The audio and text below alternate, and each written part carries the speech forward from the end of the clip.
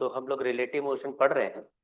तो मैंने बोला अगर velocity of B with respect to A पूछा है तो आपको ऑब्जर्वर को ए पे बिठाना है, और यहां पे ही सारा मुद्दा छुपा है, और इसी को रियलाइज करना है, इसी को समझना है, इसी को इमेजिन करना है। और जितना अच्छा इमेजिनेशन है उतना आगे तक बहुत आसानी से क्वेश्चन सॉल्व करोगे। मैथमेटिकली भी ज्यादा प्रॉब्लम नहीं होगी। क्या सोचना है कि जैसे ही ऑब्जर्वर को ए पे बिठाया, इस ऑब्जर्वर के लिए A will be a stationary object. देखो, हम जिस जगह पर बैठ जाते हैं वो जगह हमको रेस्ट पे दिखती है। तो if an observer is placed on A to observe B, तो जो भी देखेगा वो विद रिस्पेक्ट टू ए हो जाएगा। लेकिन जैसे ही ए यहां बैठेगा वैसे ही ए को ए रेस्ट पे दिखने लगेगा, और बी के पास जो वेलोसिटी एब्सोल्यूट थी उसके साथ एक वेलोसिटी ऐसे माइनस वी ए और मिल जाएगी। बोले ये कहां से आ गया? ये हम अपने ऑब्जर्वेशन से ऐड कर देंगे कि जैसे अगर किसी ट्रेन में हम बैठते हैं और ट्रेन मान लो ईस्ट की तरफ जा रही है, तो मैं विंडो से बाहर देखता हूं तो सारे ट्री वेस्ट की तरफ जाते हैं। तो मेरे दिमाग में ये पिक्चर बन गई है ऑलरेडी कि जब हम ईस्ट में चलते हैं तो हम सारी दुनिया को अपने रिलेटिव अपोजिट डायरेक्शन में पुश करते हैं। तो कोई वीए वेलोसिटी से चलेगा तो उसके लिए दुनिया माइनस वीए से पीछे चलने लगेगी। But B has already a velocity V B, तो वी बी के साथ साथ उसको मिल गया माइनस बी ए। तो जो रिलेटिव वेलोसिटी दिखा, velocity of B with respect to A, it has two velocities, एक बी की अपनी असली वेलोसिटी और एक रेफरेंस फ्रेम की वजह से मिली वेलोसिटी। तो this velocity is called relative velocity, और ये वीबी माइनस बी ए, ये हमारा फॉर्मूला बन गया। वीबी ए इज वीबी माइनस बी। तो अगर फॉर्मूला आपको पता चल गया, उसके लिए दो बातें की आपने। एक, ऑब्जर्वर को ए पे बैठाया, जैसे ए पे बैठेगा ए रुक जाएगा, और वीबी वाला वीबी से नहीं चलेगा।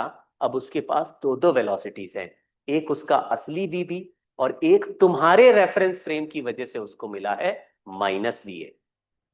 ये बातें बार बार होती रहेंगी। मान लो एक लिफ्ट से जो ऊपर की तरफ जा रही है V1 से, उससे तुमने किसी ऑब्जेक्ट को देखा जो ऑलरेडी चल रहा V2 से, तो तुम अगर ऊपर जा रहे हो तो सारी दुनिया V1 से नीचे जाएगी। तो you will give minus V1 to all the objects, whatever objects you observe.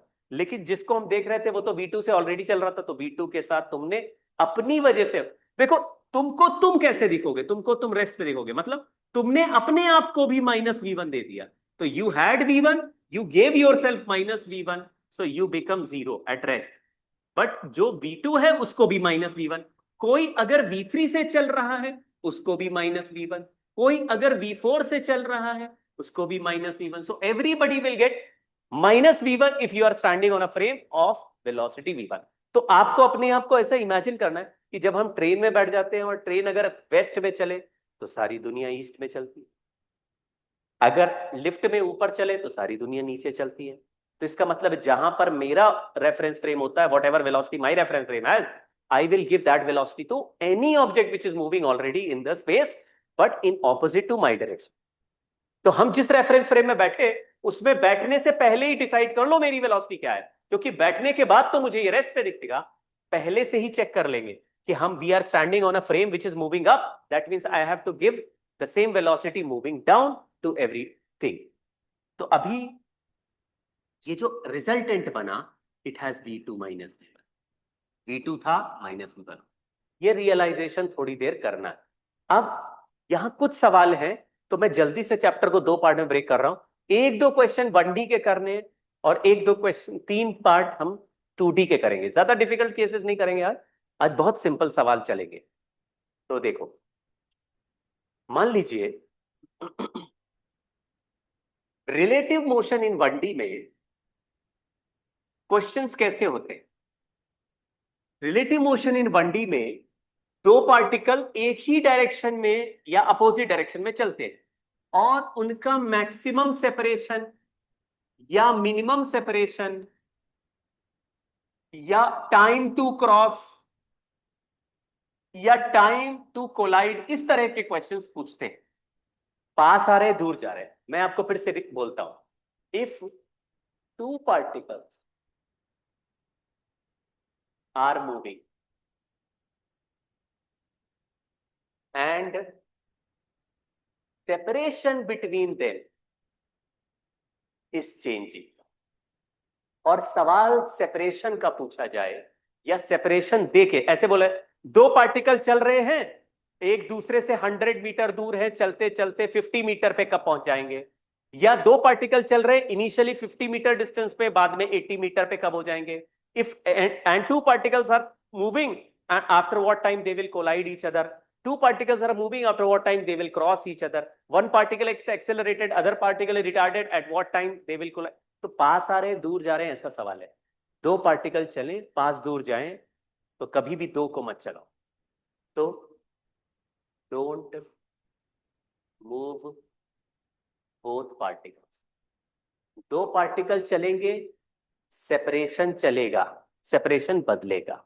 एक बार रियलाइज करो, किसी की कहानी में दो ऑब्जेक्ट्स चल रहे हैं, ये भी चल रहा है, ये भी चल रहा है, पास आ रहे या दूर जा रहे हैं। मैं क्या आपको सिखा रहा हूं? दो लोग चले पास दूर जाएं, ऐसे क्वेश्चंस में दो को कभी भी चलने मत दो, एक पर बैठ जाओ। तो जैसे ही एक पर बैठ जाओगे वो रुक जाएगा और दूसरा वाला अब चलेगा, लेकिन रिलेटिव वेलोसिटी और रिलेटिव एक्सेलरेशन से।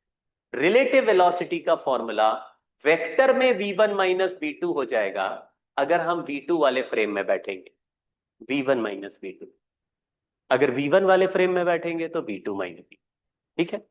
लेकिन 1D में if two particles are moving already opposite to each other, जैसे ये 5 से चले और ये 10 से चले और मैं इस पे बैठ जाऊं, तो 5 इसको पलट के इधर की तरफ मिल जाएगा, तो 10 प्लस 5 यानी रिलेटिव वेलोसिटी हो जाएगा 15। तो अगर 1D में दो ऑब्जेक्ट्स होते हैं अपोजिट में चलते हुए तो रिलेटिव वेलोसिटी में वैल्यूज ऐड हो जाती है। और अगर दोनों सेम डायरेक्शन में चल रहे हैं, एक 10 से चल रहा है, एक 2 मीटर पर सेकंड से चल रहा है, एक 10 मीटर पर सेकंड से चल रहा है, इन द सेम डायरेक्शन, तो सेम डायरेक्शन हो तो रिलेटिव निकालेंगे, वैल्यू सब्ट्रैक्ट हो जाएंगे, 10 माइनस 2, अब ये 8 से चलेंगे। इसका मीनिंग क्या है? इसका मीनिंग है कि हमने इसको रोक दिया और इसको बोला तुम 8 से चलते हुए जाओ बस। ठीक है। अब एक क्वेश्चन करते हैं, बेसिक रूल आपको समझ में आ गया कि दो लोग चल के पास या दूर जाएं, दो को मत चलने दो, एक को रोक दो। कैसे रोकोगे? एक पे बैठ जाओ, जिस पे बैठोगे वो तुम्हारे लिए रुक जाएगा। तो एक रुक गया, अब only one particle is moving away from you, तो सेपरेशन बढ़ जाएगा। If it is moving towards you तो सेपरेशन घट जाएगा। तो दो क्वेश्चंस करते हैं, ये एनसीईआरटी में दिया सवाल है लेकिन फटाफट कर लेते हैं। Two cars are moving in same direction with speed 30 kilometre per hour. ये 30 से चल रही कार, दोनों 30 से चल रही है कार, इसलिए दोनों के बीच का गैप ना तो कम होगा ना ज्यादा, बीच का गैप दिया हुआ है 5 kilometre. Third car moving in the opposite direction, ये सी वाला अपोजिट डायरेक्शन में है, and it crosses both the cars in the interval of 4 minutes.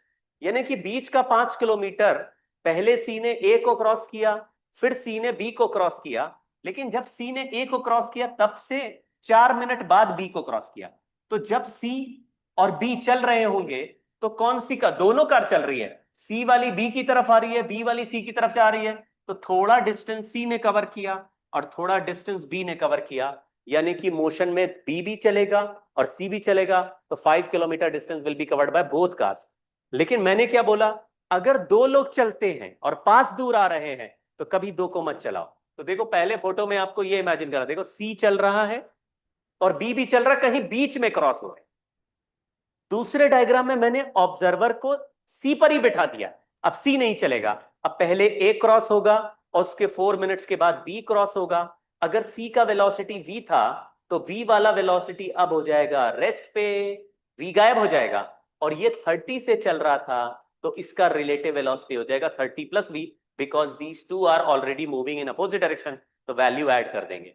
Now only B car is moving 5 kilometre पीछे से, B car is coming forward to cross C with 30 plus V, 5 kilometre चलेगा in 4 minutes with 30 plus V। कितने speed से? ऐसे photo है। अब A ने cross किया और फिर B ने क्रॉस किया, तो हमने distance upon distance equal to velocity into time 30 plus v into time 4 minutes, 4 को बना दिया आवर्स में, 4/60 कर दिया, 1/15 हो गया, 15 इधर multiply, 75 is equal to 30 plus v का वैल्यू आया 45 किलोमीटर पर आवर। तो खेल ये समझना है आपको कि अगर दो लोग चल रहे हैं तो दो को मत चलाओ, एक को रोक दो, यही जिद पकड़े रहना है आपको, ठीक है। तो दो लोग पास आ रहे हैं, दूर जा रहे हैं, एक चोर पुलिस को पकड़ रही है, पीछे से उसकी गाड़ी तेज चल रही है, आगे वाले चोर की बात गाड़ी भी आगे चल रही है, तो तुमको दोनों को नहीं चलाना है। तुम या तो आगे वाले चोर को रोक दो और पुलिस को रिलेटिव वेलोसिटी से पास आते रहने दो, या फिर पुलिस को रोक दो और चोर को रिलेटिव वेलोसिटी से पीछे आने दो, वो अपने आप पीछे आ जाएंगे। सेपरेशन चेंज वाले सवालों को ऐसे अप्रोच करना। एक क्वेश्चन करते हैं। Two towns A and B are connected by regular bus service with a bus leaving in either direction in every t minutes. A man cycling with a speed of 20 km per hour in the direction A to B notices that a bus goes past him every 18 minutes in the direction of his motion and every 6 minutes in opposite direction. तो एक cycle वाला एक रास्ते पे जा रहा था, तो उसको अपोजिट वाली बस तो 6 मिनट्स में क्रॉस होते हुए दिख रही थी, जबकि सेम डायरेक्शन वाली बस 18 मिनट्स में क्रॉस होती हुई दिख रही थी। तो आपको ये समझना, मान लो यहाँ पे साइकिल वाला कम दिख रहा है, साइकिल वाला ऐसे बीच से आगे जा रहा है, तो अपोजिट से भी बसेस आ रहे हैं, सेम डायरेक्शन से भी बसेस आ रहे हैं। तो लिखा है बस इंटरवल रेगुलर सर्विस है। मान लेते हैं बस का वेलोसिटी v है, तो आगे वाले बस का वेलोसिटी भी v है, और हर बस के बीच में टाइम इंटरवल t दिया हुआ है, तो दो बस के बीच का जो गैप है वो v इंटू टी हो गया। ऐसे ही इधर दूसरे साइड से भी आने वाले बस के बीच का गैप vt हो गया। अभी जब साइकिल वाला अपोजिट साइड के बसेस को क्रॉस करेगा, अपोजिट साइड से बस को क्रॉस करेगा, तो उसका v वेलोसिटी, साइकिल वाले का वेलोसिटी 20 किलोमीटर पर आवर और बस का वेलोसिटी v, दोनों अपोजिट डायरेक्शन है, तो relative velocity in opposite direction is 20 plus v। Time लग रहा है इन अपोजिट डायरेक्शन 6 मिनट्स, और बीच का जो गैप कवर हो रहा है दो बस के बीच का वो vt है।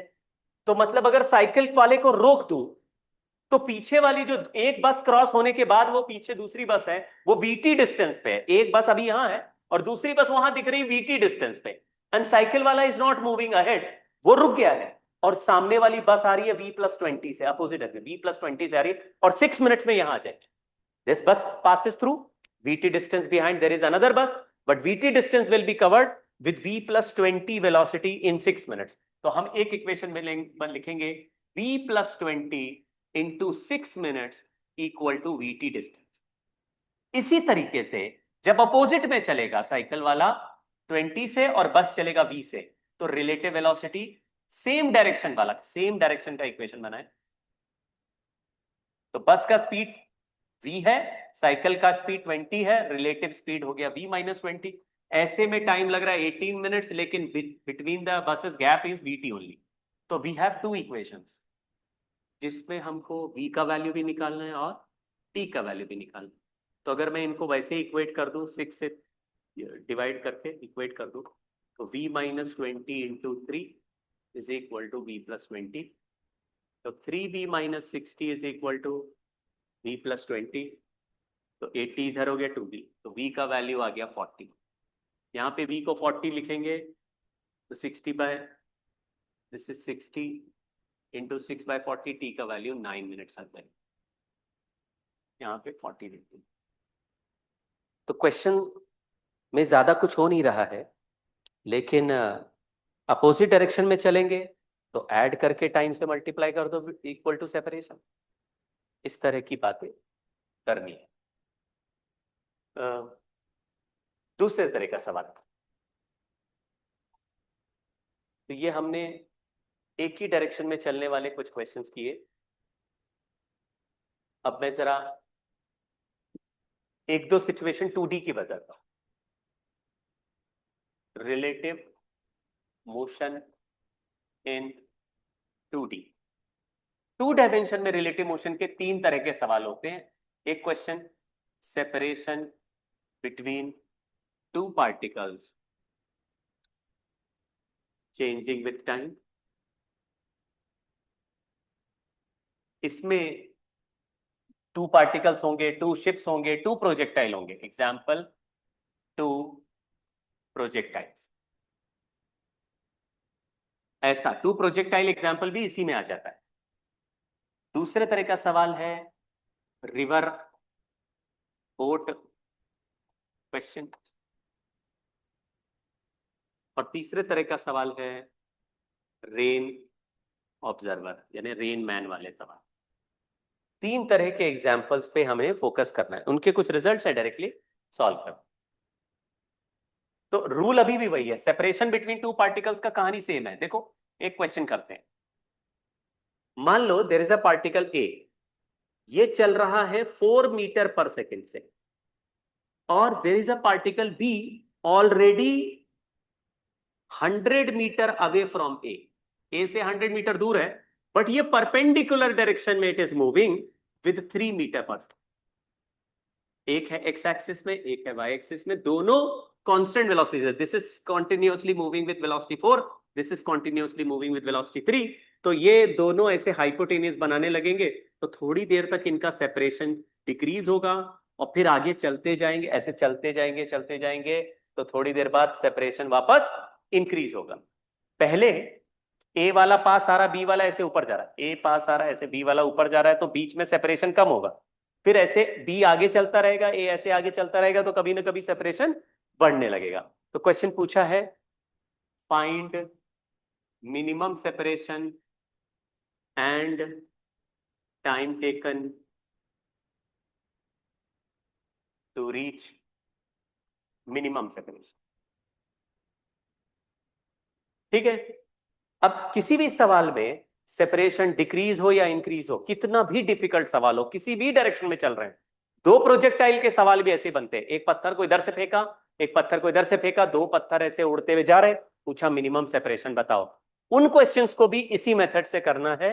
When two particles are moving, do not move both particles, keep one particle at rest. तो हमने ए या बी में से एक को रेस्ट पे डाला, तो सपोज करो मैंने ए को रोक दिया, अब ए का 4 मीटर पर सेकेंड गायब हो जाएगा और ए रेस्ट पे दिखेगा।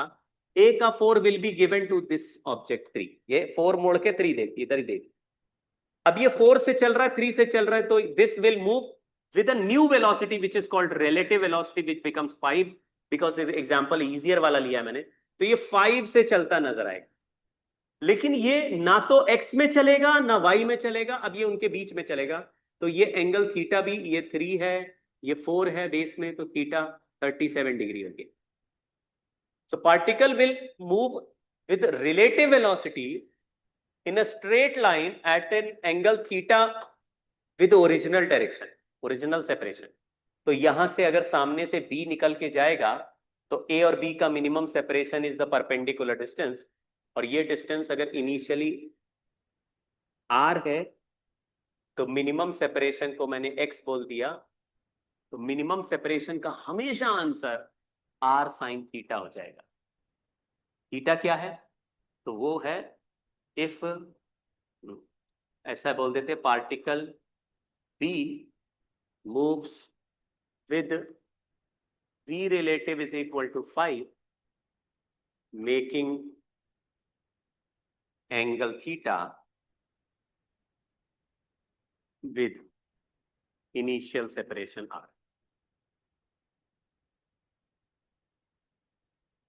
So minimum separation will be always R sin theta, and the distance traveled by B particle to reach minimum separation is R cos theta। तो ये एक हो गया R sin theta, minimum separation का आंसर आ जाएगा, और R cos theta। तो जैसे ही तुम V रिलेटिव बनाओगे, थीटा भी तुम्हारे पास है, V रिलेटिव भी तुम्हारे पास है, इनिशियल सेपरेशन भी तुम्हारे पास है, तो time to reach minimum separation is distance travelled is R cos theta upon V relative. ये भी देखिए बड़ा इजीली सॉल्व हो गया। ये जो डिस्टेंस ट्रेवल हुआ यहां से यहां, ये R cos थीटा है, और इस डायरेक्शन में रिलेटिव वेलोसिटी V रिलेटिव। तो जल्दी से अगर मैं इसका वैल्यू निकालूं, तो minimum separation in this question will be 100 sin 37, sin 37 is 3/5, so this is 60 metre. Initial separation 100 metre था, मिनिमम सेपरेशन 60 मीटर हो गया। टाइम निकाला तो time will be 100 cos 37 divided by v relative. v relative is 5, तो 16 seconds हो गए। So after 16 seconds, they will be at their minimum separation. तो ये बहुत ही फिक्स एक लाइन में आंसर निकलता है, बट हम लोग क्या कर रहे हैं, दोनों पार्टिकल को चलने नहीं दे रहे। Another method to solve similar question is, वो भी किसी किसी को आसान लग सकता है कि कुछ लोग ऐसे भी सॉल्व करते कि ये पार्टिकल जो 4 से चल रहा है, ये किसी टाइम टी पे 4 इंटू टी चल जाएगा। जो 3 से चल रहा है वो टाइम टी में 3 इंटू टी चल जाएगा।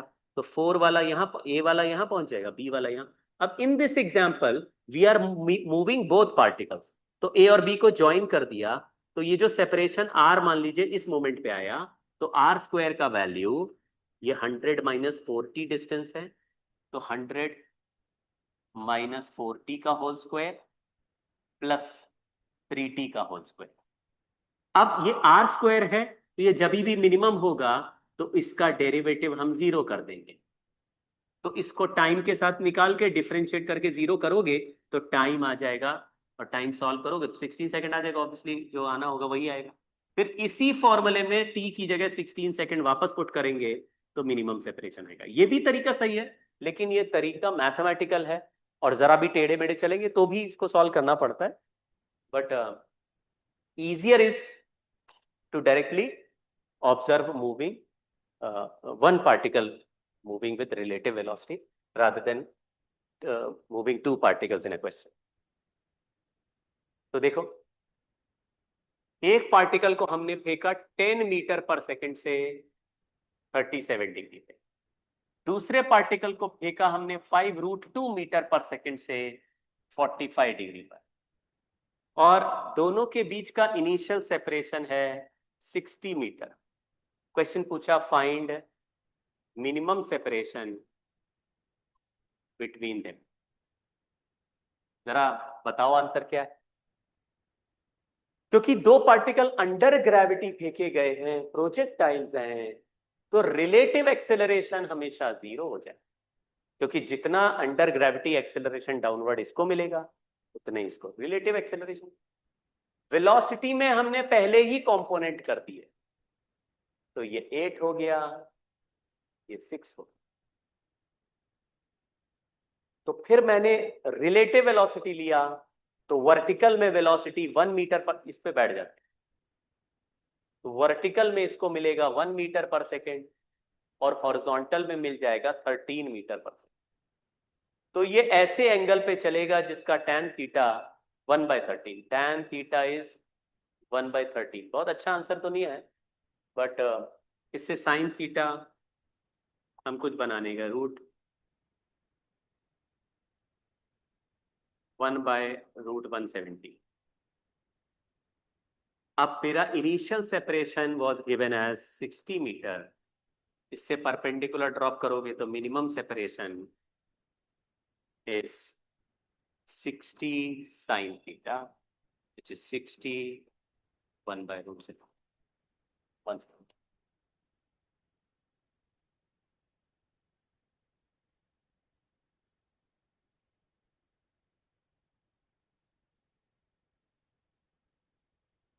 ये हुआ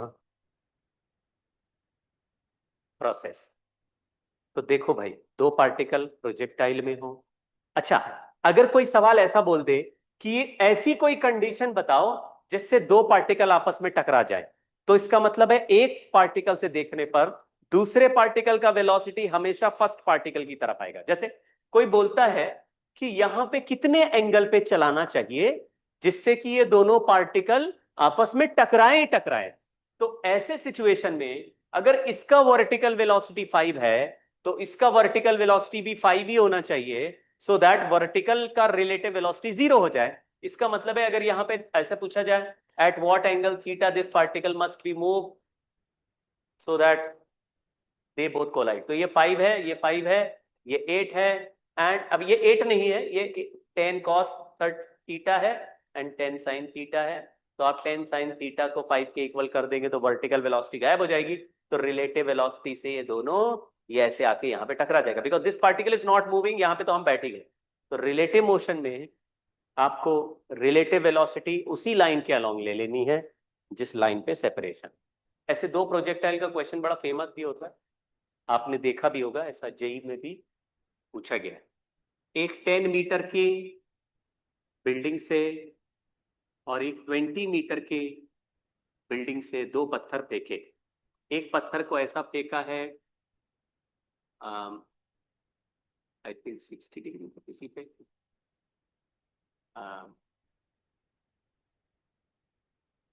कुछ ले लेते हैं 10√2 से 45 डिग्री पे ले लेते, और एक पत्थर को सामने हॉरिजॉन्टली फेंका है 10 मीटर पर सेकेंड से, और ये 10 मीटर है, ये 20 मीटर। बोल रहे ये पत्थर ऐसे उड़ के आया, ये पत्थर ऐसे उड़ के गया, कहीं रास्ते में टकरा गए, तो इनके बीच का सेपरेशन कितना है ये बताओ, ठीक है। बट जब टू पार्टिकल्स मूव करते हैं तो हम दो को चलने नहीं देते, हम क्या करते हैं, एक को रोक देते हैं। मान लो इस पार्टिकल पे मैं बैठ गया, अब ये रुक गया। अब एक पार्टिकल जो ए है वो अगर रुक जाएगा तो दूसरा पार्टिकल फिर इसी रास्ते पे आएगा। ये प्रोजेक्टाइल क्यों नहीं बना सकता, क्योंकि रिलेटिव एक्सेलरेशन हमेशा 0 हो जाएगा between two under gravity motion. अगर दोनों पार्टिकल ग्रेविटी में हैं तो दोनों का जी बराबर है, acceleration due to gravity is equal for both of them. तो फिर अब जब रिलेटिव एक्सेलरेशन नहीं होता तो relative velocity relative velocity constant हो जाता है। कांस्टेंट मतलब पार्टिकल स्ट्रेट लाइन पे ही चलेगा। अब ये पार्टिकल बी चलते चलते अगर ए को टकरा रहा और ए तो चल ही नहीं रहा, तो it has to move like this only, इसी रास्ते पे चलेगा। अब हमने पहले रिलेटिव मोशन कर दिया, तो यहां लिख दिया 10 मीटर पर सेकेंड और यहां पर भी लिख दिया 10 मीटर पर सेकेंड। अब ए को रोका तो इसका वेलोसिटी बी को अपोजिट में दे दिया, तो बी को नीचे की तरफ मिल गया 10 मीटर पर सेकेंड और हॉरिजॉन्टल में मिल गया 10, but B also has 10 horizontal, 10 10 opposite में मिलके हो गया 20। तो बी के पास हॉरिजॉन्टल वेलोसिटी 20 है और वर्टिकल वेलोसिटी 10 है। बी का जो डिस्प्लेसमेंट है वर्टिकल में, ये 10 मीटर हाइट दिया है, 20 मीटर हाइट दिया है, तो बी का वर्टिकल डिस्प्लेसमेंट यहां से यहां तक, यहां से यहां नीचे आने का डिस्प्लेसमेंट 10 मीटर। बी का vertical velocity 10 metre per second है, डिस्प्लेसमेंट 10 मीटर है। इसका मतलब है it takes only 1 second to move vertical displacement. तो हॉरिजॉन्टल में अगर 20 मीटर पर सेकेंड से चल रहा है तो हॉरिजॉन्टल में कितना डिस्टेंस होगा to reach this point in 1 second, तो 20 इंटू 1 करेंगे तो 20 मीटर का गैप होना चाहिए डी सेपरेशन। वर्टिकल में रिलेटिव वेलोसिटी 10 है, जी है ही नहीं, और हॉरिजॉन्टल में रिलेटिव वेलोसिटी 20 है, यानी वर्टिकल में 10 मीटर चलेगा तो हॉरिजॉन्टल में 20 चलेगा। अब दोनों के बीच में जो वर्टिकल गैप है 10 ही है, that means it should take 1 second to cover vertical displacement, so it has to cover horizontal displacement in 1 second only. तो मैंने बोला जो सेपरेशन का वेक्टर होता है वही रिलेटिव वेलोसिटी का वेक्टर होता है। इसका एक रूल भी है कि for collision of two particles moving with V1 and V2 from positions R1 and R2 is R2 minus R1 upon mod of R2 minus R1, यानी जो उनके आपस का डिस्प्लेसमेंट का डायरेक्शन है और जो रिलेटिव वेलोसिटी का डायरेक्शन है V1 minus V2 upon mod of V1 minus, उल्टा लिखना है R2 minus R1 upon R2 minus R1, V1 minus V2 upon mod of V1। जो डायरेक्शन ये जो चीज लिखी है ये यूनिट वेक्टर लिखा है, और ये जो चीज लिखा है ये यूनिट वेक्टर लिखा है। तो जो उनके डिस्प्लेसमेंट का यूनिट वेक्टर है वही उनके रिलेटिव वेलोसिटी का डायरेक्शन होगा। यानी एक पार्टिकल दूसरे पार्टिकल को जहां देख पा रहा है रिलेटिव वेलोसिटी भी उसी डायरेक्शन में होगी जिससे कि ये जाके टकरा पाया। तो अगर एक पार्टिकल एक्स एक्सिस में दिख रहा है तो रिलेटिव वेलोसिटी का फिर एक्स वाला ही कंपोनेंट सरवाइव करेगा, वाई और जेड वाले कट जाएंगे। तो अगर पार्टिकल टेढ़ा दिख रहा है, नीचे दिख रहा है, तो particle has to come towards this particle to collide. तो ऐसे सिचुएशन में एक v1 से चले v2 से, तो रिलेटिव वेलोसिटी हो गया v1 माइनस v2, तो direction of relative velocity should be direction of separation between them. तो वो मैच करेगा तो टकराएगा। तो टू पार्टिकल मोशन ऐसे डील करने, दो पार्टिकल चल रहे हैं, सेपरेशन कम ज्यादा हो रहा है, एक पे बैठो दूसरे को चलाओ, तो बैठो दूसरे को चलाओ। रिलेटिव मोशन सिंपल रखना है, और रिलेटिव मोशन में बहुत मैथमेटिक्स नहीं पकड़नी है। दूसरे तरह के सवाल है जिसमें रिवर बोट, रिवर बोट में एक प्रॉब्लम यह है कि बोट चलती कहां है रिवर में। जब किसी रेफरेंस फ्रेम में तुम चलते हो तो तुम्हारा नोन वेलोसिटी हमेशा विद रिस्पेक्ट टू फ्रेम वाला ही होता है। तो यहां पे जो बोट का वेलोसिटी नोन होता है, नोन वेलोसिटी, नोन नोन वो वेलोसिटी होता है जो गिवन बाय इंजन होता है या given by effort, human effort होता है। जैसे कोई बोलता है एक बोटमैन अपने हाथ से वो चप्पू चला चला के it can move the boat with 2 metre per second. तो ये सारे velocity with respect to river, known known speed is always velocity of boat with respect to river. तो तुमको जो भी वेलोसिटी दिया जाएगा बोट का, वो हमेशा विद रिस्पेक्ट टू रिवर वाला। इसको velocity of boat with respect to water भी कहते हैं, इसको velocity of boat with respect to still water भी कहते हैं, इसको velocity of boat with respect to still river भी कहते हैं। आपको कंफ्यूज नहीं होना है, ये नहीं सोचना है सर ये तो लिखा है velocity of boat with respect to still river, तो स्टिल है, रिवर रुकी है, इसका मतलब ग्राउंड के रिस्पेक्ट में हो गया। नहीं, रिवर कभी रुकी नहीं है, रिवर तुम्हें रुकी दिख रही है, और तुम्हें रिवर तभी रुकी दिखेगी जब तुम चलती रिवर में बैठ जाओगे। फिर से सोच लो, एक रिवर ऑलरेडी चल रही है, तो हम ऐसा क्या करें कि रिवर हमें रुकी हुई दिखे। तो हम अगर लाइफ जैकेट पहन के उस रिवर में कूद जाए, और रिवर अगर 3 मीटर पर सेकेंड से चले, और हम भी रिवर में 3 मीटर पर सेकेंड से फ्लोट करते जाएं, तो मेरे लिए रिवर का वेलोसिटी 0 हो जाए। इसका मतलब अगर मैं खुद रिवर के वेलोसिटी से बहने लगूंगा तो मेरे लिए रिवर स्टेशनरी। तो आप रिवर को स्टेशनरी तभी देखेंगे जब आप खुद रिवर पे बैठ जाएंगे। आप लिफ्ट को स्टेशनरी तभी देखेंगे जब आप लिफ्ट में बैठ जाए। ऐसा नहीं कि लिफ्ट रुक गई, लिफ्ट तो चलेगी, रिवर तो चलेगी, तुम्हें रेस्ट पे कब दिखेगी? जब तुम लिफ्ट में बैठो, तुम रिवर में बैठो। So whenever velocity of boat with respect to river, that means you have to go into the river. तो रिवर के रिस्पेक्ट में, लेकिन ग्राउंड के रिस्पेक्ट में बोट का वेलोसिटी अलग अलग होगा। तो उसके लिए क्या कहानी है, हमारे पास जो बोट होती है उसका वेलोसिटी हमेशा विद रिस्पेक्ट टू रिवर ही गिवन होता है, गिवन या नोन, और रिवर का वेलोसिटी अलग होता है। अगर दोनों सेम डायरेक्शन में आ जाएं तो बोट का जो टोटल वेलोसिटी है वो दोनों का वेलोसिटी का सम है।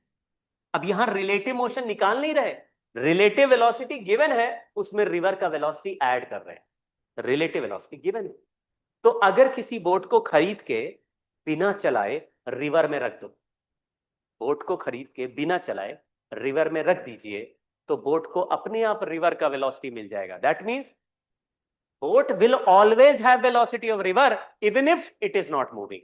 उसके ऊपर इंजन भी उसको चलाएगा वीबीआर से, ये velocity of boat with respect to river. तो हमने फॉर्मूला देखा था VAB is equal to VA minus VB, ऐसे ही similarly VBR is equal to VB minus VR। तो अब बताओ टोटल वेलोसिटी ऑफ बोट हम कैसे निकालें, एब्सोल्यूट वेलोसिटी यानी ग्राउंड के रिस्पेक्ट में। तो आप बोलेंगे VBR प्लस VR।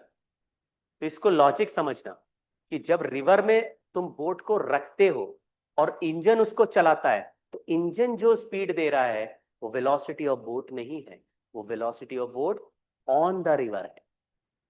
अब उसमें रिवर का वेलोसिटी और घुस जाएगा। तो बोट को इंजन चला रहा है 3 मीटर पर सेकेंड से, और रिवर धक्का दे रहा है 2 मीटर पर सेकेंड से। तो तुम ग्राउंड से देखोगे तो बोट 5 मीटर पर सेकेंड से चलते हुए, फास्टर चलते हुए दिख रही है। ऐसे मोशन को कहते हैं डाउनस्ट्रीम। अगर मैं बोट को अपोजिट में चलाऊं रिवर के, तो इंजन कह रहा है 3 मीटर पर सेकेंड, रिवर कह रहा है 2 मीटर पर सेकेंड से पुश करेंगे, तो हमको अपोजिट में दिख रहा है। तो वैसे तो सब्ट्रैक्ट कर मतलब ऐड ही करना है, लेकिन अपोजिट डायरेक्शन सब्ट्रैक्ट हो जाएगा। तो velocity of river, sorry velocity of boat हमको जो दिखेगा वो वी माइनस वी आर, ये केवल मैग्नीट्यूड के हिसाब से लिख रहे हैं। मैग्नीट्यूड मतलब इसको लिख दिया v प्लस यू और ये हो गया v माइनस। तो अपने आप को ये थोड़ा सिखाना है अभी तुमको कि जो वेलोसिटी ऑफ बोट हमें दी होगी हमेशा वो विद रिस्पेक्ट टू रिवर ही होती, जो इंजन देता वो विद रिस्पेक्ट टू, उसमें रिवर का वेलोसिटी और ऐड करेंगे। तो बोट के पास हमेशा ग्राउंड से देखने पर कितने वेलोसिटीज दिखेंगे? दो वेलोसिटीज, वन इज जो इंजन दे रहा है और दूसरा जो रिवर दे रहा है। रिवर फ्री में अपनी वेलोसिटी देगा, इंजन पेट्रोल खा के वेलोसिटी देगा, दोनों वेलोसिटी को ऐड करोगे तो आपको टोटल। लेकिन यहां तो माइनस कर दिया, माइनस नहीं किया, यहां भी ऐड किया, डायरेक्शन अपोजिट था, सब्ट्रैक्ट। तो ध्यान से देखना, कुछ बच्चे कंफ्यूज होते, बोलते हैं सर ये तो सेम डायरेक्शन में चल रहे हैं, सेम डायरेक्शन में तो माइनस करते हैं। ना ना ना, वीबीआर है रिलेटिव वेलोसिटी है, उसमें एब्सोल्यूट बना रहे, रिलेटिव से एब्सोल्यूट। एक सवाल देखो, हाँ एक क्वेश्चन ऐसा मैंने देखा, ये एरोडोप का क्वेश्चन है कि एक फ्लोट ऑब्जेक्ट, मतलब फ्लोट करता हुआ कोई ऑब्जेक्ट है, वो ए पॉइंट पे था, बोट ने उसको क्रॉस किया डाउन स्ट्रीम चलते हुए, बोट ऐसा गया 60 मिनट्स तक आगे गया, फिर उसके बाद बोट ने यू टर्न मारा, फिर बोट पीछे आने लगा, तो ये फ्लोट करता हुआ ऑब्जेक्ट उसको पॉइंट बी पर मिला, और ये फ्लोट करता हुआ ऑब्जेक्ट 60 मिनट बोट आगे गया, यानी 1 आवर आगे गया, और टी आवर्स तक पीछे आया। वो 1 आवर आगे गया और टी आवर्स तक पीछे आया, उतनी देर में ये फ्लोटिंग करता हुआ ऑब्जेक्ट ए से बी खिसक के पहुंच गया था। तो हमने बोला अ boat crosses float afloat at A moves downstream for 1 hour, takes a U-turn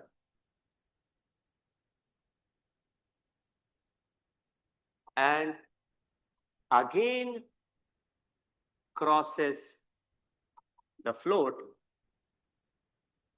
at B 6 kilometer ahead. Find velocity of river. ठीक है, बड़ा फेमस सवाल है, ज्यादातर लोगों की कोचिंग में ही कराया जाता है।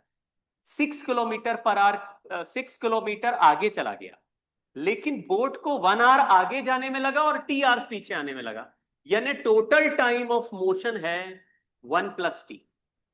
टोटल टाइम 1 आवर तक आगे गया बोट और फिर मुड़ के टी आवर्स तक पीछे आया, तो टोटल टाइम हो गया 1 प्लस टी।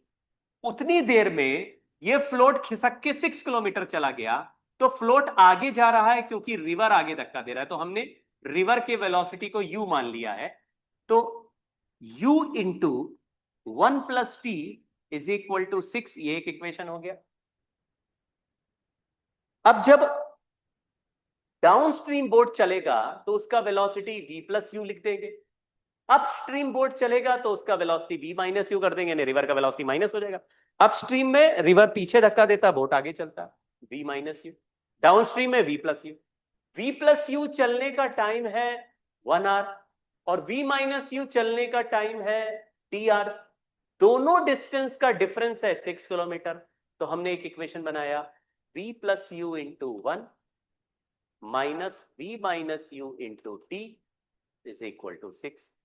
इसमें v plus U minus V T plus U T is equal to 6। तो v 1 minus T plus u 1 plus T is equal to 6। लेकिन u 1 प्लस टी का वैल्यू ऑलरेडी 6 है, तो ये 6 से 6 काट दिया, तो v 1 minus T equal to 0 आ गया, तो t का वैल्यू 1 आवर आ गया। तो मुझे पता चल गया टोटल टाइम 1 आवर जाने का, 1 आवर आने का, टोटल टाइम 2 आवर्स। तो 6 किलोमीटर अगर 2 आवर्स में चलोगे तो यू का वेलोसिटी 3 किलोमीटर पर आवर हो जाएगा। ये मैंने सवाल सॉल्व कर दिया, मैंने ही सवाल दिया, मैंने ही सॉल्व कर दिया। लेकिन मैं किसी और पॉइंट पे पहुंच रहा हूं, ध्यान से देखना। मैंने आपको सिखाया दुनिया में दो चीजें चल रही है, एक फ्लोट चल रहा है और एक बोट चल रहा है। फ्लोट फ्लोट कर रहा है रिवर के साथ, तो फ्लोट चल रहा है और बोट चल रहा है। दूर गए फिर पास आ गए, दूर गए और पास आ गए। दुनिया में दो लोग चलेंगे, तो तुम दोनों को नहीं चलाओ, तुम एक को चलाओ। तो हमने क्या किया, हम फ्लोट पर बैठ जाते हैं। फ्लोट किस स्पीड से चल रहा था, यू की यानी रिवर की स्पीड से। अगर फ्लोट करते ऑब्जेक्ट पे हम बैठ जाएंगे तो हम भी रिवर की स्पीड से चलने लगेंगे, तो ऐसे में मुझे रिवर स्टेशनरी दिखेगा। इसका मतलब आपको ऐसा इमेजिन करना है कि फ्लोट और रिवर चल ही नहीं रहे, वो ए पॉइंट पर ही बैठे हुए हैं। तो जो मोशन आगे जाने का है उसमें रिवर रुक गया है। किसी जगह पर अगर रिवर रुक जाए तो ना तो कोई मोशन डाउन स्ट्रीम होता है, ना ही कोई मोशन अप स्ट्रीम होता है। तो फिर ना तो आगे जाने का डाउन स्ट्रीम है, ना पीछे आने का अप स्ट्रीम है, तो फिर रिवर चल ही नहीं रहा। तो आगे जाने का बोट का वेलोसिटी v है, आगे गया 1 आवर तक। फिर पीछे आने का बोट का वेलोसिटी भी v ही रहेगा, क्योंकि रिवर तो चला ही नहीं रहा, रिवर तो रुक गया स्टेशनरी। तो आगे गए v से, यू टर्न मारा, पीछे आए v से। लेकिन फ्लोट भी आगे नहीं जा रहा क्योंकि फ्लोट को रोक दिया है। तो आगे जाने का डिस्टेंस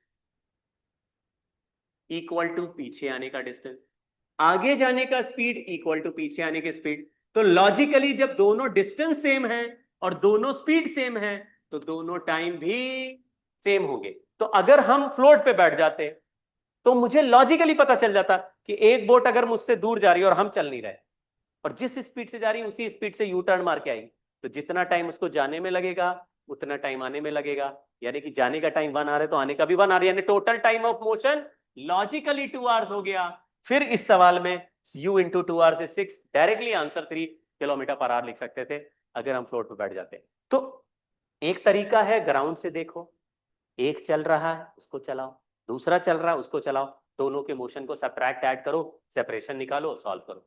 दूसरा, एक पर बैठ जाओ, दूसरे को चलने दो। तो ये रिलेटिव मोशन इन 1D था, इसमें बैठ के आसानी से सॉल्व हो गया। तो आप देखना इसका ज्यादातर जगह सोल्यूशन इसी मेथड से ही डिस्कस होता है, या ज्यादातर बुक्स में भी यही दिया रहता है। बट अगर बोट पे बैठोगे तो डायरेक्टली सॉल्व कर सकते। बोट और रिवर के केस में दूसरे तरह के सवाल होते हैं अक्रॉस द रिवर जाने वाले। अक्रॉस द रिवर, यहां पॉइंट ए है, across the river point B, लेकिन रिवर मुझे आगे धक्का दे रहा है।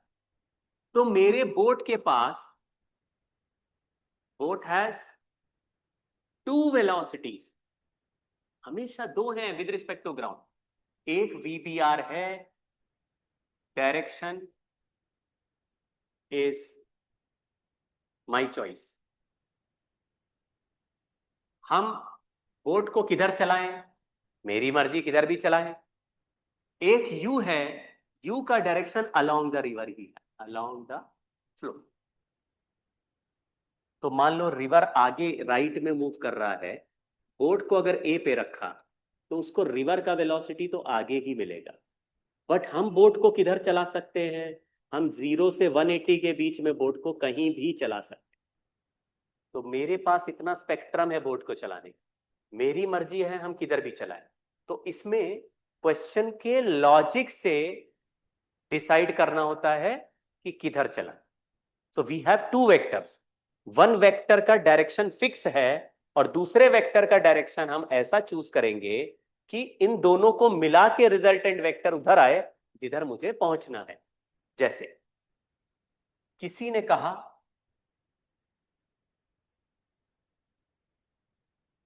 देखो, हम अपने बोट के वेलोसिटी v को किधर भी रख सकते।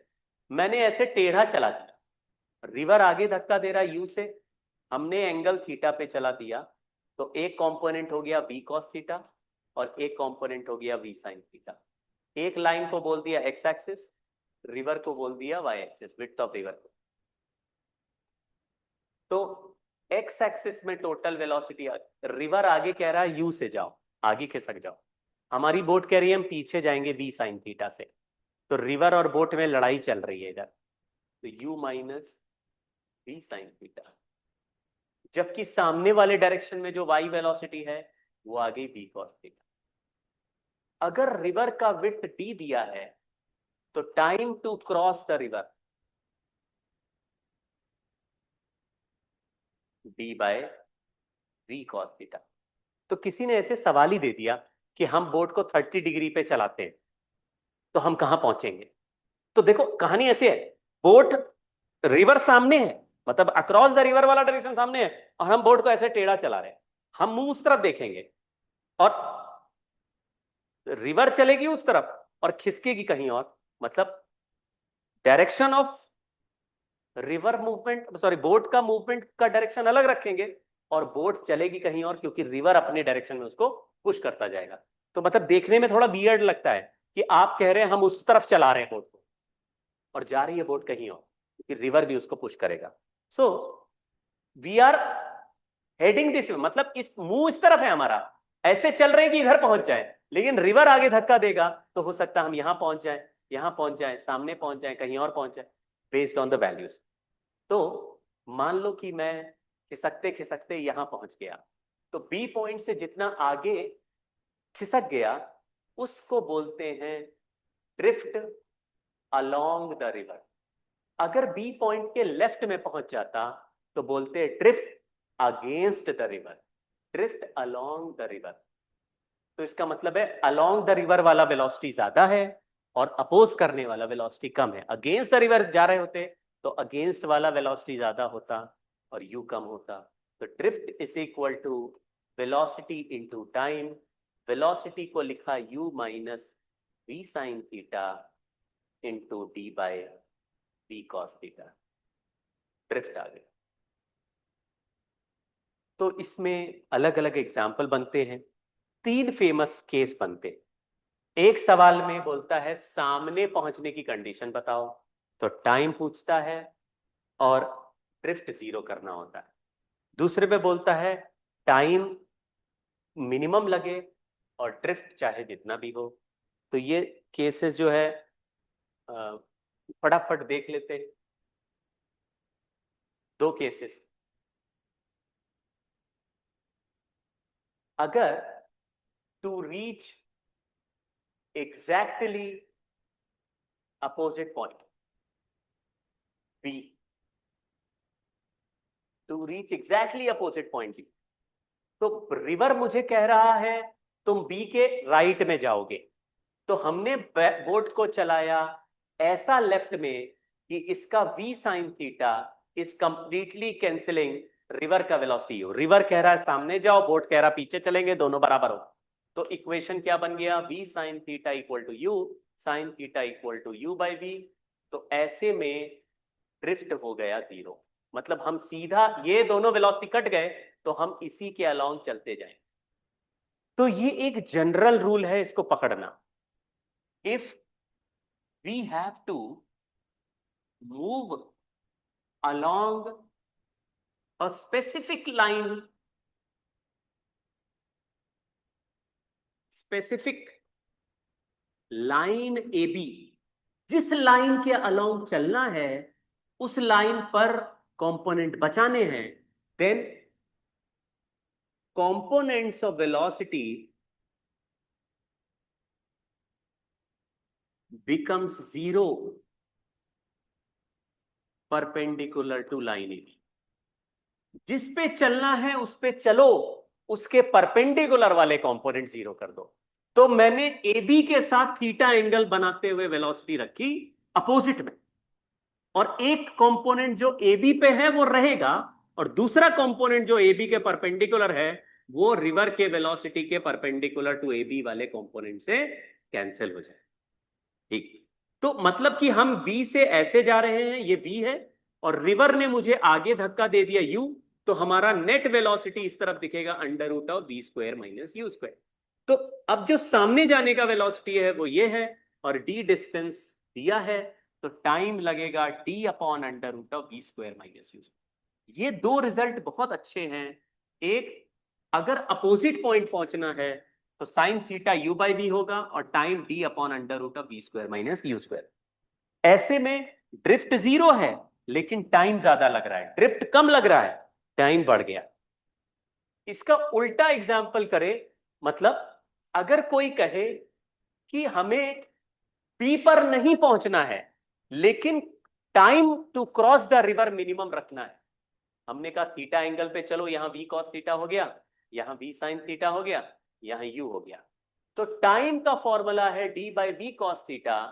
तो दूसरा केस है to keep the time minimum, cos theta का वैल्यू 1 कर देंगे, थीटा इक्वल टू 0 कर देंगे। यानी कि अगर मिनिमम टाइम में रिवर को क्रॉस करना है तो अपना सारा वेलोसिटी रिवर के पार लगा दो, मतलब मैक्सिमम स्पीड जितनी हो सकती है सब रिवर को cross. But you will not reach this point, you will reach some other point. तो यहां पे टाइम कम लगेगा, टाइम मिनिमम है D by V, but the drift will be, आगे की तरफ वेलोसिटी यू बच गया है, U into time D by V. अब इसमें टाइम बचाया तो ड्रिफ्ट बढ़ गया, पहले ड्रिफ्ट बचा रहे थे तो टाइम बढ़ रहा था। दोनों रिजल्ट इंपॉर्टेंट हैं। अच्छे से अच्छे सवालों में ये देखो क्या है, रिलेटिव मोशन ज्यादा आता भी नहीं, इसमें ज्यादा हम घुस भी नहीं रहे, बट अलग अलग तरह के सिचुएशंस को डील करने के लिए कुछ रिजल्ट डायरेक्टली याद करने। सो 2 रिजल्ट याद कर। तीसरा रिजल्ट और बताता हूं, बस ये आखिरी रिजल्ट। एक तीसरा रिजल्ट देखो, अगर कोई कहता है मुझे ए से चलना है लेकिन बी पर नहीं पहुंचना है, कोई और स्पेसिफिक पॉइंट है सी, वहां पहुंचना है, I need to move directly from A to C, लेकिन रिवर तो इधर धक्का दे रही है। तो हमने बोला एसी लाइन के साथ रिवर का एंगल कितना है ये तुम्हें पता है, तो अल्फा एक नोन एंगल है because AC line is also known line, ये यू है। तो अगर तुम्हें एसी लाइन पे चलना है तो रिवर जिस तरफ पुश कर रही है तुम अपने बोट को उसके अपोजिट तरफ चलाओ, ऐसे थीटा एंगल अपने बोट को चलाओ। तो ये फिर वो ऐसा ही सिचुएशन हो गया कि if we have to move from A to C, तो एक वेलोसिटी रिवर की एक साइड में पुश करे तो तुम दूसरे साइड में पुश करो, so that you have the components of velocity along line A B getting added. तो u का इस तरफ u cos अल्फा, b का इस तरफ v cos थीटा ऐड हो गया, एंड परपेंडिकुलर टू AC वाला u sin alpha and v sin theta getting cancel. तो फिर से समझ लो और ये पॉइंट पकड़ लो कि अगर मुझे किसी AC लाइन पे चलना होगा तो one velocity is moving towards right of AC, you have to keep other velocity towards left of AC, जिससे कि दोनों के एक एक कंपोनेंट ऐड हो जाए, और most importantly perpendicular to AC वाले कंपोनेंट। तो component of velocity perpendicular to line AC get cancelled, ये जो कंपोनेंट्स हैं वो कैंसल्ड हो जाएंगे। तो फिर कैंसिल करने के लिए u साइन अल्फा को v साइन थीटा के इक्वल करेंगे तो इससे साइन थीटा आ जाएगा, अगर साइन थीटा आ गया तो कॉस थीटा आ जाएगा। तो total velocity of boat will be u cos alpha plus u cos theta, cos theta का वैल्यू यहां से साइन थीटा से बना के रख देंगे, तो विल गेट टोटल वेलोसिटी। अगर AC लाइन का लेंथ हमें पता है तो time to move from A to C will be AC upon total velocity कर दो, आंसर आ जाए। AC लाइन का लेंथ अगर हमें पता है और AC लाइन के अंतर ऊपर टोटल वेलोसिटी भी हमने रिलेटिव वेलोसिटी ऐड करके निकाल, मतलब ये टोटल वेलोसिटी कंपोनेंट्स ऐड करके निकाल।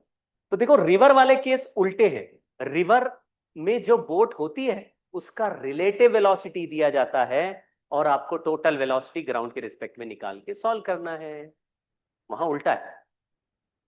ठीक है, तो ये कुछ सिचुएशंस हमने अभी पढ़ी। ठीक है, तो मैं एक सवाल करता हूं।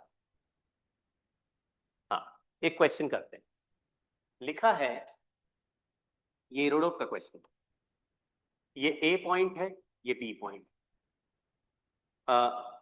वेलोसिटी ऑफ रिवर का वैल्यू दिया है u, velocity of boat with respect to river का वैल्यू दिया है e, और सेपरेशन सॉरी दोनों रिवर का विड्थ है d। तो लिखा है there are two swimmers. So swimmer 1 moves in such a way that he directly reaches point B. Swimmer 2 moves perpendicular to river flow and reaches a point C across the river.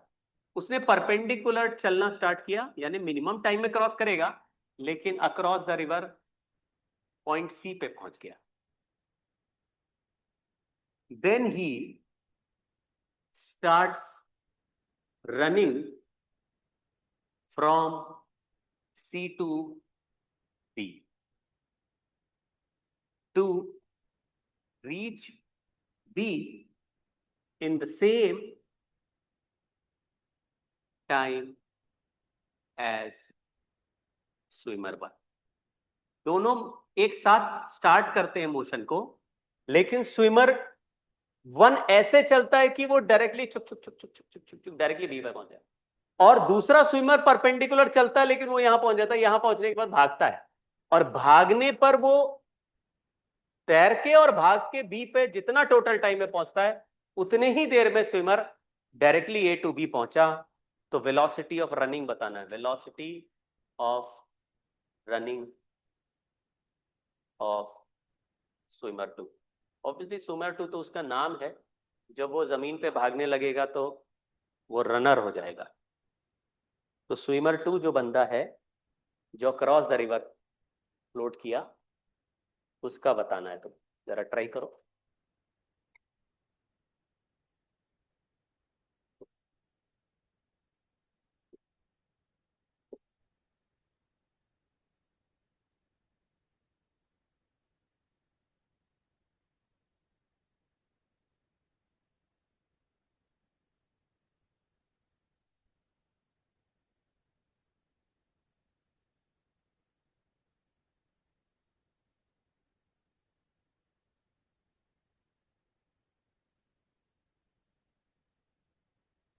River boat वाले जो questions हैं वो बिल्कुल fixed हैं. उसमें अगर ए से be directly पहुंचना है तो तुम्हें टेढ़ा चलना होता है, लेकिन सामने पहुंचने का time is already fixed and it is known and we have to remember that time. तो ए से अगर डायरेक्टली बी पहुंच रहे हैं तो पहले स्विमर को टोटल टाइम कितना लगा वो ऑलरेडी मैंने पिछले स्लाइड में लिख दिया. तो स्विमर 1 को कितना टाइम लगा वो तुम्हें पता है. स्विमर 2 को उससे कम टाइम लगेगा टू क्रॉस द रिवर. तो रिमेनिंग टाइम में वो बच के भागेगा डिस्टेंस ड्रिफ्ट वाला कवर करने के लिए, है ना.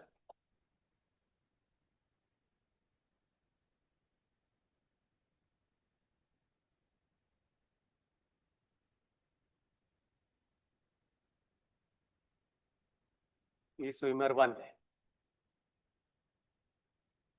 So time taken by swimmer 1 is t upon under root of v square.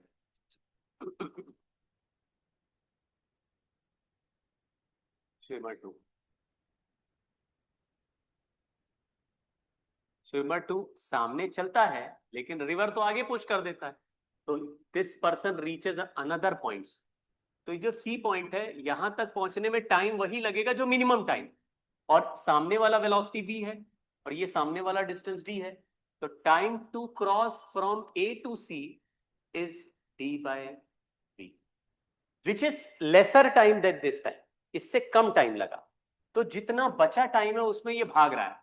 भागने का velocity v running V R मान लेते हैं और ये डिस्टेंस को x मान लेते हैं. तो रिमेनिंग डिस्टेंस c से b का टाइम है x upon v running V R. चलो वी आर. अब x is the drift attained by this swimmer 2 during this path. तो ये x का वैल्यू इस तरफ धक्का u वेलोसिटी से मिल रहा है और टाइम डी बाई वी है, तो एक्स का value u into D by V. एक बार डायग्राम देख लो, राइट में जो रिवर पुश कर रहा है वो u है, और ये अपनी पूरी वेलोसिटी से अक्रॉस द रिवर जा रहा है, तो सामने v से जाता रहेगा और आगे u से खिसकता रहेगा। तो इस तरफ जो डिस्प्लेसमेंट मिलेगा उसके लिए रिस्पॉन्सिबल ये u वेलोसिटी है। इससे उस पार जाने का टाइम डी बाई वी, तो धक्का लग के ये जो डिस्प्लेसमेंट आया u into D by V. अब इसमें x की जगह ये रख देते हैं, तो टाइम c टू b आया u into D by V into V are.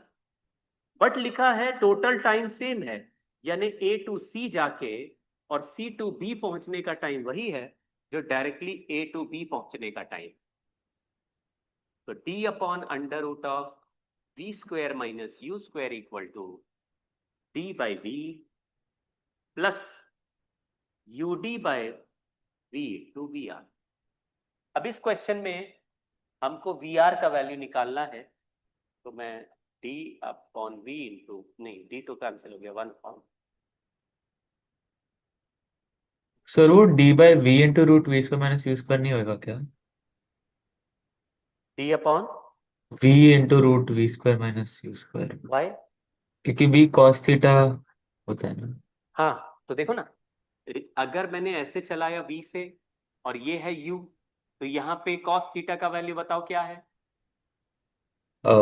Root, हाँ ठीक है, ओके। तो हाँ हाँ समझ हाँ गए, हाँ हाँ, तो कट जाएगा।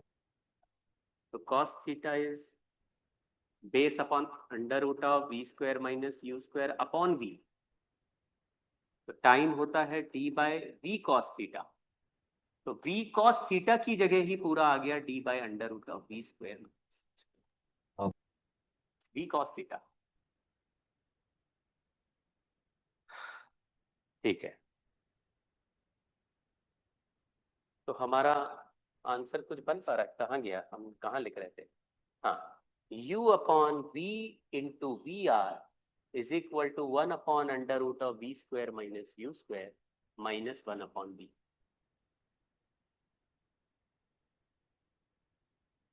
थोड़ा सा और सॉल्व कर देते हैं, तो u upon v into V R is equal to v minus under root of V square minus U square upon v into under root of V square minus U square.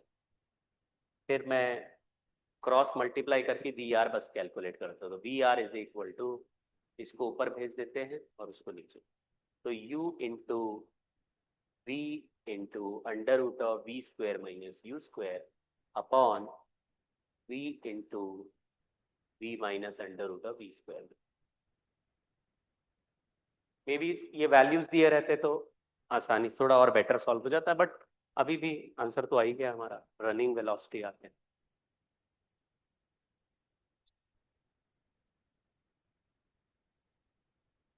ठीक है,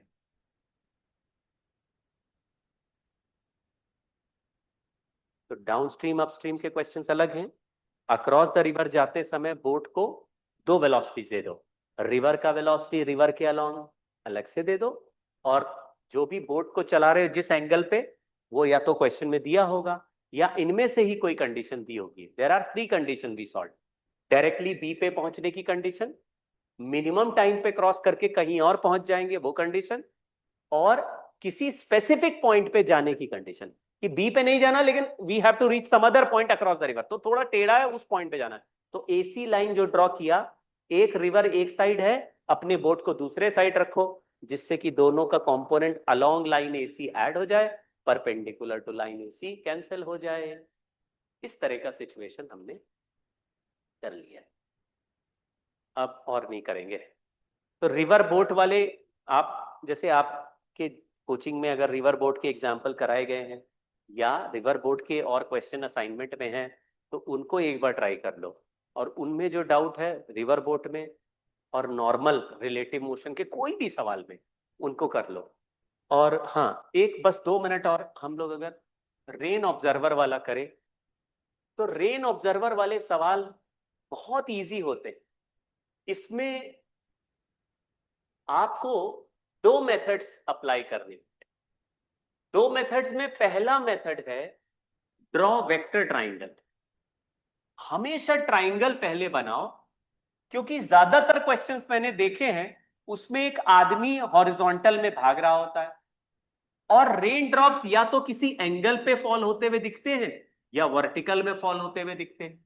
तो इसमें जो दिखते हैं उसको कहते हैं VRM, velocity of rain with respect to man. वो velocity of rain with respect to moving आदमी, आदमी को जो दिख रहा है इसको ऑब्जर्व्ड वेलोसिटी बोल रहे हैं, यानी कि भागते हुए आदमी को जो दिखे। VRM का फॉर्मूला है VR माइनस VM, क्योंकि VAB होता है VA माइनस VB। ये है एक्चुअल वेलोसिटी ऑफ रेन, यानी बादल से जो वेलोसिटी आ रहा है वो है VR, और ये मैन का वेलोसिटी, और ये observed by the man.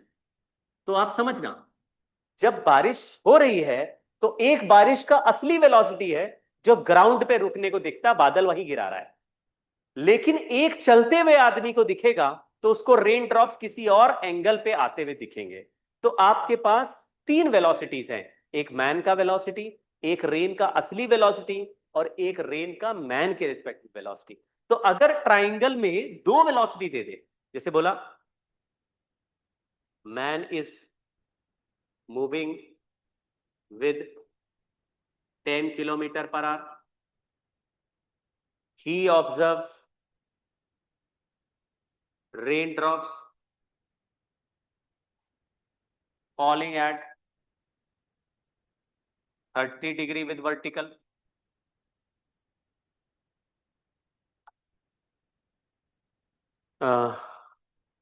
when he stops rain drops are falling vertically। तो इसमें बहुत सिंपली आपको बोल दिया कि जब वो रुक के देखता था यानी असली एब्सोल्यूट वेलोसिटी देखता था तो वर्टिकल है, लेकिन जब वो चल के देख रहा है तो रेन ड्रॉप्स 30 डिग्री बना रहा है। अब 30 डिग्री वर्टिकल के साथ बना, तो हमारे पास VRM भी है और VR भी है, ये लेकिन रिजल्टेंट है। एक बार इसको दोबारा लिखता हूं तो ऐसे लिखूंगा, VM को इधर भेज देता हूं, तो VR is equal to VRM plus VM। ये ऐसा लग रहा है R is equal to vector A plus vector B, मतलब VR रिजल्टेंट की तरह बिहेव कर रहा है और VRM और VM हमेशा वेक्टर और वेक्टर B की तरह, ये रिजल्टेंट है। तो कभी भी वेक्टर ट्राइंगल बनाओगे, मान लो इस VR को मैंने यहां से इसके टेल से टेल जोड़ दिया, ये VRM होगी, तो इसको रिजल्टेंट रखना और इसको ऐड करना है तो VM इस तरफ लगा देंगे, तो आपको vector A plus vector B is equal to vector R। तो ये हेड उसी तरफ पॉइंट करेगा जिस तरफ रिजल्टेंट वेक्टर हो, हेड ऑफ VM। तो आपको ट्राइंगल मिल गया सही, यहां एंगल 30 डिग्री है, ये वैल्यू दिया है 10, तो फिर ये वैल्यू और ये वैल्यू यानी कि tan थीटा और sin थीटा करके बाकी दो वैल्यूज आ जाएंगे। तो क्वेश्चन में आपको या तो वेलोसिटी के डायरेक्शन दे देगा तो आपको ट्राइंगल बना लेगा, या फिर वेलोसिटी के वैल्यूज दे देगा तो उससे आपको एंगल निकाल लेना है। तो मतलब समहाउ ट्राइंगल ट्राइंगल बनाओगे तो इसके ज्यादातर क्वेश्चन सॉल्व हो जाते हैं, बहुत घबराहट की बात इसमें बिल्कुल नहीं। लेकिन हमारे पास एक मेथड 2 भी है, और मेथड 2 है कि वेलोसिटी जो पूछी जाए, जैसे रेन की वेलोसिटी पूछी जा रही है सवाल में, तो हमने उसको x I cap Y J cap मान लिया, हमने आई कैप एक डायरेक्शन को मान लिया और जे कैप नीचे के डायरेक्शन को मान लिया। वैसे जे कैप हम ऊपर ले ले, हमने नीचे को जे कैप मान लिया, X I cap plus Y J cap. Velocity of man, आदमी चल रहा है हॉरिजॉन्टल में, मान लो 10 से चल रहा है तो मैंने उसको 10 आई कैप बोल। फिर सवाल में लिखा है कि velocity of rain with respect to man, आदमी को 30 डिग्री पे दिख रहा है, तो हमने ये तो दिया नहीं था, इसको x I cap Y J cap मान लो, और जो भी आदमी का वेलोसिटी उसको माइनस करो, तो ये हो जाएगा एक्स माइनस 10 आई कैप प्लस वाई जे। तो कंडीशन बन के आएगी, जैसे इसमें कंडीशन बन के आ रही है कि VRM जो दिख रहा है 30 डिग्री विद वर्टिकल दिख रहा है, इसका मतलब है हॉरिजॉन्टल कंपोनेंट x माइनस 10 है और वर्टिकल कंपोनेंट y है, और ये 30 डिग्री पे दिख रहा है, यहाँ पे 30 डिग्री दिख, तो हम tan 30 डिग्री को tan 30 is x minus 10 upon y ऐसा लिख सकते। मतलब कहने का तात्पर्य ये हुआ कि आपको जो एंगल की कंडीशन दी होगी उससे ट्राइंगल बना के तो ऐसे मॉड लगा लो तो you will get two possible values, X और वाई में एक रिलेशन बन जाएगा। तो मतलब एक तुम या तो ट्राइंगल बनाओगे या फिर एक्स वाई मान के सॉल्व करोगे, तो what ever condition is given उसके हिसाब से तुमको फर्दर इक्वेशन मिलती जाएंगी। जैसे बोला आदमी चल रहा है 3 मीटर पर सेकेंड से, तो उसका 30 डिग्री दिख रहा है। जब वो 5 मीटर पर सेकेंड दिख रहा है चल रहा था तो उसको 45 डिग्री पर रेन ड्रॉप दिख रहा है। आदमी 3 से चल रहा है तो 30 डिग्री दिख रहा है, 5 से चल रहा है तो 45 डिग्री दिख रहा है। तो वेलोसिटी ऑफ रेन बताओ। तो आप ऐसे x I cap Y cap J cap लिख लो। जब 3 - 3 आई कैप करोगे तो 30 डिग्री का ट्राइंगल बना लोगे, और x - 5 लिखोगे तो यहाँ tan 45 लिख लोगे। दो इक्वेशन एक्स और वाई में आ गए तो एक्स भी सॉल्व हो जाएगा, वाई भी सॉल्व हो जाएगा। तो अगर आपको ट्राइंगल बनाने में प्रॉब्लम होगी तो आप आसानी से मैथमेटिकली भी सॉल्व कर सकते हो। तो मे बी थोड़ा प्रैक्टिस करना पड़ेगा, तब फिर होने लगेगा हमसे। ठीक है, अब मैं और नहीं पढ़ा रहा हूँ। अब जो है तुम लोग थोड़ा डाउट पूछना पड़ेगा इसमें भी तुम लोगों को। तो मैं वही पहले जैसे सजेस्ट कर रहा था, तुम लोग थोड़ा समय निकालो। अ, जैसे हर बच्चा नहीं निकाल रहा है समय अभी, तो वीक में कोई भी एक दिन, रात में, दिन में, सुबह, शाम, जिस दिन तुम्हारी कोचिंग की छुट्टी होती है उस दिन 15 मिनट आधे घंटे का टाइम निकाल के मेरे साथ अपने डाउट पर्सनली डिस्कस करो। तभी हम लोग साथ साथ चल पाएंगे, और तब मुझे पता भी चल पाएगा कि तुम लोगों की लाइफ में क्या प्रॉब्लम चल रही, मतलब कहाँ फंस रहे हो। उस हिसाब से आगे के लेक्चर फिर प्लान करने में मुझे फायदा होगा। वरना मतलब, क्योंकि हमको हफ्ते में एक ही क्लास मिलती है और तुम्हारी जो नॉर्मल कोचिंग है वो 6 दिन पढ़ रहे हैं, तो ऑब्वियसली अगर तुम्हारे को वहां बेसिक में प्रॉब्लम हो गई, तुम फंस गए, तो फिर मुझे बेसिक भी तुमको बताने पड़ेंगे और फिर एडवांस लेवल के सवाल भी कराने पड़ेंगे। तो फिर मुझे ज्यादा समय चाहिए या मुझे ज्यादा प्लानिंग चाहिए। और अगर मुझे ये लग रहा है कि बेसिक लेवल पे तुम लोग एकदम चकाचक हो, कोई दिक्कत ही नहीं, नॉर्मल फॉर्मूले, केसेस, एग्जाम्पल सब तुम्हें आते हैं, तो फिर हम केवल भयंकर सवाल ही करेंगे। लेकिन मेरा अभी तक का ऑब्जर्वेशन ये है कि जैसे बहुत ही डिफिकल्ट सवालों में हम लोग घुसते हैं तो फिर स्ट्रगल ज्यादा हो रहा है। अभी आप लोग उस लेवल पे नहीं पहुंच रहे हो जहां पे बहुत ही मुश्किल सवाल हम लोग एक बार में डिस्कस कर पाए। तो वो गलत सही नहीं है, मतलब ऐसा कुछ नहीं है कि वो गलत है या सही है। उसमें ये कि we have to be aligned. तो इसीलिए मैं कह रहा हूँ कि संतोष, अदिता, जैसे वो बच्ची तो यही है, अ, निहिका, तो वो तो पूछ लेती है यहाँ के डाउट अलग से, तो दिन में आ जाती है, सुबह आ जाती है, वो पूछ लेती है। संतोष तुम भी एक टाइम ऐसा रखो वीक में जिसमें तुम डाउट पूछ पाओ। आर्य से भी मेरी मोस्ट ऑफ द टाइम बात हो जा रही है तो आर्य भी पूछ ले रहा है। अदिता और बाकी बच्चे भी कोशिश करो वीक में एक दिन समय पकड़ो और कम से कम हाफ एन आवर, और let us discuss some question. ठीक है भाई। Yes sir. हाँ, चलो bye bye. Thank you sir. Bye sir, thank you sir. Thank you sir.